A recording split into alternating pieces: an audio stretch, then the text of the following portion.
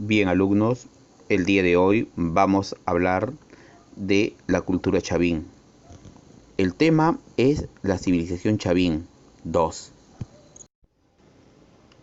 Es decir, vamos a ver el desarrollo cultural de la civilización chavín. En este caso se verán áreas como la cerámica, la textilería, la orfebrería. Debemos tener en cuenta que para el periodo conocido como el formativo medio o primer horizonte se va a producir un notable desarrollo artesanal. En este periodo la producción artesanal logrará significativos avances, pero siempre estando al servicio de la aristocracia sacerdotal. Es decir, vamos a tener una artesanía de tipo suntuaria, que será empleada principalmente por los sacerdotes en sus respectivos rituales que estos van a realizar en los templos, o en todo caso este tipo de artesanía será entregada por los pobladores como ofrenda o pago en determinadas ocasiones. Eso sí, la población que entregará estos tributos lo hará en grandes cantidades. Así tenemos la orfebrería, es decir, el trabajo de los metales, en este caso metales preciosos como el oro. Bueno, en el texto podemos leer lo siguiente: entre los materiales empleados por los artesanos chavín estará el oro, único metal que conocieron en un principio. En su etapa final, los señores de chavín también trabajarán con el cobre. ¿Y de dónde obtenían los señores de chavín el oro con el que trabajaban? Pues bien, este oro es de origen fluvial, es decir, es obtenido de los lavaderos que se encontraban en los ríos, especialmente en los que pertenecen a la cuenca del Marañón. Los señores de chavín, los orfebres, trabajaron el oro, al cual laminaron. Bueno, las láminas eran gruesas y el color, obviamente, el color dorado. A continuación veremos algunas de sus joyas que van a destacar. El collar de Cunturhuasi, formado por cabecitas de serpiente, como pueden ver en la imagen, pequeñas cabezas de serpientes que están incrustadas en este collar. Este collar forma parte del llamado tesoro de Chongoyape. Las joyas de chavín son de oro. Este oro es de alta ley, lo que hace suponer que procedían de los lavaderos de los ríos amazónicos. Dicho metal es más fácil de trabajar debido a su gran maleabilidad. Martillaban el oro en frío para laminarlo, procediendo luego a recortarlo en láminas. Aplicaban finalmente técnicas como el repujado, el cincelado, dejando zonas caladas, y el uso de remaches. El estilo iconográfico de estas joyas se caracteriza por la representación de seres míticos que combinan con los rasgos de hombre felino y hombre ave. Un ejemplo es el dios jaguar de Chavín. Los objetos comprenden coronas, pectorales, anillos, alfileres, cuentas esféricas hechas de dos tapas soldadas. Otras piezas de orfebrería de estilo Chavín van a ser halladas en Cerro Corbacho y en Cunturhuasi. En cuanto al origen de la metalurgia en el Perú, es necesario señalar que las más antiguas láminas de oro martilladas han sido halladas en Mina Perdida, en el Valle Lurín, costa central peruana, y que se remontan aproximadamente al 1100 a.C. La cerámica. La cultura chavín alcanzó los más altos niveles de realización artística. De la cerámica ritual de Chavín se ha dicho que fue trabajada por los artistas que tomaron como modelo la piedra. Como pueden observar en estos cerámicos, el color gris, un color que recuerda al arte lítico, es decir, a las esculturas en piedra. Esto significó que los alfareros de Chavín van a manejar la arcilla de la misma manera como si estuvieran manejando, ¿no?, la piedra, el tallado de las piedras. La idea era que el cerámico tuviera un color parecido a la piedra, una forma que recordase a este material. Por regla general, cuando estudiamos la cerámica de alguna cultura del Perú antiguo, siempre mencionamos a los huacos. Pues bien, hay que tener en cuenta lo siguiente: el huaco es una botella de uso ceremonial, por lo cual el uso de este tipo de cerámico quedará restringido a las ceremonias mágico-religiosas de la época. En los huacos, por lo general, estos van a contener la chicha de jora, que es empleada en las ceremonias. Por otro lado, los ceramistas o alfareros de Chavín van a elaborar cántaros, ollas y demás utensilios de uso doméstico. Como ven, hay una gran diferenciación cuando se habla de la cerámica. Hablar de cerámica no es solo hablar de los huacos, es hablar también de los utensilios de uso doméstico. Por regla general, se va a identificar a la cerámica Chavín con el color negro y el asestribo.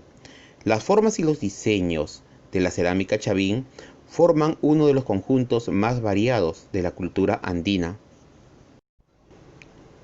En resumen, la cerámica Chavín es una forma de expresión cultural, utilitaria, ceremonial, cuyo estilo es conocido como la primera manifestación artística entre las culturas prehispánicas de los Andes.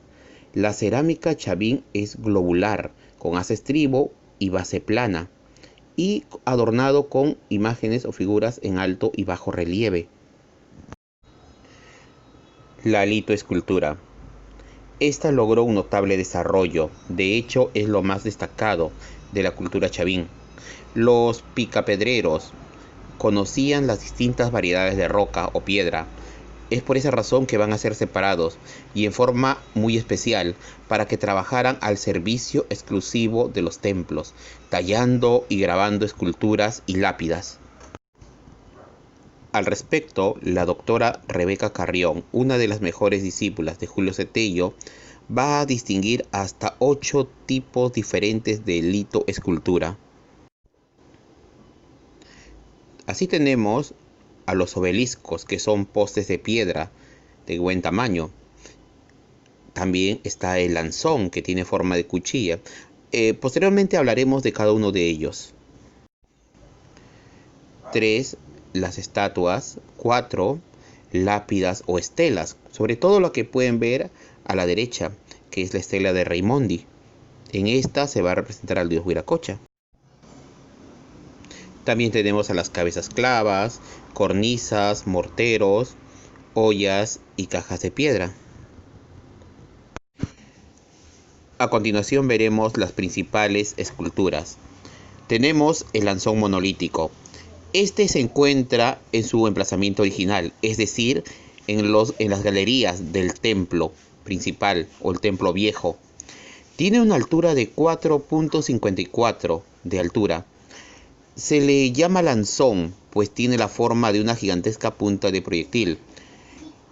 Esta escultura refleja al dios jaguar. En resumen, el lanzón monolítico presenta atributos humanos y zoomorfos combinados. La estela de Raimondi, esculpida en piedra de granito, en forma de laja rectangular, mide 1,98 m de altura por 74 de ancho y 17 de grosor. Esta talla es una de las últimas y más importantes esculturas de las divinidades supremas del arte Chavín. Sin embargo, tanto la iconografía de la estela de Raimondi como la de Lanzón pueden ser vistas y estudiadas desde muchos ángulos, dependiendo del enfoque que le demos. La divinidad se irá transmutando. Al respecto de esta divinidad, esta fue encontrada por Timoteo Espinosa, un campesino, quien terminó utilizándola a modo de mesa. Posteriormente fue redescubierta y traída a Lima para ser estudiada. Si bien es cierto, la estela de Raimondi representa al dios Viracocha con los dos báculos, si la invertimos podremos observar a una escalopendra o 100 pies. El obelisco Tello es una escultura pétrea en forma de prisma rectangular. Es probable que se trataría de un huanca u ícono de ceremonial religioso. Las imágenes representadas han sido interpretadas de distintas maneras por los estudiosos. Para Tello y sus seguidores, se trataría de una doble divinidad o dios hermafrodita, es decir, masculino y femenino, al mismo tiempo con cabeza de felino. Para John Rowe, representa la unión de dos caimanes. Para Federico Kaufmann-Doy es la figura de un dios ave con boca de felino o felino volador desdoblado lateralmente, cuyos atributos varían en cada costado. Podría también ser la representación de una parte de la cadena biológica, donde los mayores depredadores son el felino, la serpiente y el halcón. Las cabezas clavas. Estas custodian el templo Chavín. El doctor Eduardo Habish al respecto diría que estas cabezas clavas representan a sacerdotes en estado de trance. La textilería. Se han encontrado pocos ejemplares, quizás por el paso del tiempo, quizás porque el material se podía degradar fácilmente, pero en el culto Chavín solo los sacerdotes podían emplear este tipo de material. Al respecto, podemos decir lo siguiente: al igual que las grandes estelas que podían transmitir ideas y las imágenes religiosas, los sacerdotes encontrarán en la textilería otra forma de transmitir este mensaje. Y es que en las telas que cubrían a los sacerdotes se podían observar intrincados diseños o dibujos de seres mitológicos. Muchos de estos tejidos o telas pintadas van a ser encontradas algo deterioradas. Por ejemplo, en la región Ica se han encontrado algunas telas pintadas de Chavín, donde van a aparecer los personajes religiosos de esta cultura. Estas telas constituían, según algunos arqueólogos, un catecismo de Chavín que permitió expandir el culto. A propósito, estas telas van a ser elaboradas con algodón y se observa el empleo de los telares. La arquitectura ha quedado como uno de los testimonios más claros de los cambios que se produjeron en nuestro territorio hacia el 1500 a.C. En la sierra, para ver claramente cómo las sociedades de esta época pasaron de un modo de vida aldeano. Se entiende que en la sierra se empleaba la piedra, que es un elemento al cual tuvieron fácil acceso, sobre todo la andesita, que es el tipo de piedra que predomina en la región. En la costa, por otro lado, el adobe era el material más obvio, sobre todo porque en la costa no hay lluvias torrenciales. Esto garantizaba que las construcciones hechas con este material perdurasen. También se construyeron pirámides truncas. En nuestro país a las pirámides se les denomina huacas. Los templos, por su parte, van a tener una alineación, van a buscar formando una U. La mayoría de estos templos, aun cuando tienen variaciones regionales, muestran ciertas características uniformes, como vamos a ver ahora. La mayoría de ellos fueron construidos en forma de U, con los brazos abiertos, generalmente hacia el este, oriente, formando un gran patio. Estas construcciones, además, tenían forma piramidal. En este dibujo podemos observar cómo se colocaba los templos, la posición que tenían. Vemos el pozo circular, la forma de U, ¿no? Los tres templos, cómo se alineaban. Las paredes de los templos fueron hechos con una mezcla de barro y piedra, enchapadas con barros y pintadas. Existieron templos con canales o galerías internas. Por algunas de ellas hacían correr el agua, aparentemente para emitir sonidos. Esto se observa sobre todo en el templo de Chavín de Huántar. En otros templos se observa la presencia de patios hundidos, circulares o cuadrangulares. Como ejemplo de estos grandes templos podemos mencionar a Chavín de Huántar, también llamado el Castillo de Chavín de Huántar. Este fue descubierto por Tello y es el más estudiado. Fue el centro de la civilización Chavín. En torno a este se desarrolló la vida de la sociedad Chavín. El templo de Garagay. Este se encuentra en Lima. Fue un centro administrativo religioso de primer orden, con evidente filiación a Chavín. En este templo se observa la representación de barro de una figura que recuerda a una langosta. Es similar a otra del obelisco Tello que se encontró en Chavín de Huántar. Moxeque y Pampas de Llamas, en Casma, Ancash. Fue explorado por Julio Cetello y Mejía Césped en 1930. Son famosas sus esculturas, que presentan 6 muros exteriores, los mismos que están empastados con pinturas de diversos colores. Pacopampa, en Cajamarca, presenta monolitos y restos de cerámica similares a los de Chavín.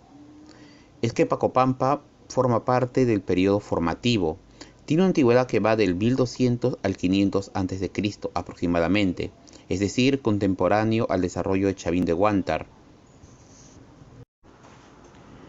Cunturhuasi, en castellano significa la casa del cóndor. Se encuentra en Cajamarca.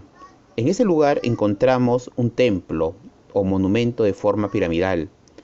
Este puede ser vinculado a Sechín, cultura que antecedió a Chavín de Huántar. También se observa una metalurgia de oro que recuerda a la del tesoro de Chongoyape. Ahora vamos a ver la caída de Chavín. La gran pregunta es cómo es que esta civilización llega a su fin. Al respecto, se van a plantear una serie de hipótesis o teorías que buscan explicar la extinción de esta cultura. Una de esas está referida a la decadencia de sus templos. Ahora bien, la pregunta sigue en pie. ¿Cómo es que llega a su fin? Bueno, podemos estudiar algunos factores. Uno de ellos sería el fenómeno del Niño, quien hizo que la población perdiese confianza en el sacerdote. Pero otra dice que el templo literalmente se cayó. Bueno, esto habrá sucedido por el 400 a.C., pero aquí se hablaría de un derrumbe, quizás un terremoto, o quizás el mismo peso del templo que no pudo ser soportado, dada la que las pasadizos y galerías internas no estaban en condiciones de sostener el peso del templo principal. Una cosa es cierta, la caída de Chavín va a coincidir con una nueva forma de vivir. En este momento, en el momento que Chavín se venía abajo o se iba debilitando, se iba dando un proceso de regionalización, es decir, pronto asistiremos a la presencia de culturas locales, y así finalizaría el periodo conocido como intermedio.